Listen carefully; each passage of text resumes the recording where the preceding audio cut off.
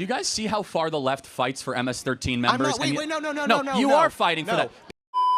Okay, so you would agree that other people inside the United States, like lawful permanent residents, are also getting their green cards, also getting their Fifth Amendment revoked, right? but green card holders don't get the same constitutional rights. Do. No, they do not. If an MS-13 member is in jail, they don't get Fifth Amendment rights. Garcia is not an MS-13 member. That was all hearsay. Oh, no, hold on a second. He was already charged for it in court documents. No. He's been here for 10 years. He tried to evade, and he actually is back in his home country of El Salvador in a much different type of environment. Would you agree that the judge, Trump is literally ignoring judges' orders. He got a withholding for removal, correct? Well, hold on. Tension between the second and third branch is nothing new. But explain to me how a circuit court judge, a federal judge, a district court judge has jurisdiction about what happens over international waters. Explain that to me. No, I'm not even talking about the TROs that was implemented. I'm talking specifically about the Maryland case. How? No, the Maryland case is that. So they scoop this guy up. They send him to El Salvador. How does a guy, a district court judge, have jurisdiction when happens international waters? You're referring to Boasberg. I'm not. I'm talking about the Maryland judge that gave him withholding for removal.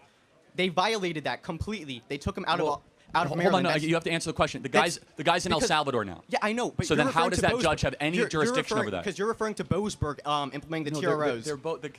If you're gonna talk about him, this Maryland judge just ordered the return of this guy in El Salvador. Yes. Yes, that's true. Okay, yeah. So how does that judge have jurisdiction? I'm not even referring to that. I'm referring to 2019, way before he was granted withholding for removal. Correct?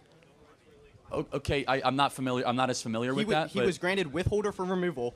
And then, the ICE agents took him and deported him. That is completely I do have to take a step back. Do you guys see how far the left fights for MS-13 members? No. You are fighting for that. Because I'm fighting for constitutional rights, not MS-13 hold on a members. second. These illegals do not have the same constitutional rights we do. They don't vote. They don't get to vote. They can't buy firearms. They don't get the same due process. You broke our laws to come into this country. You don't get the same rights as a U.S. citizen, especially if you are part of MS-13.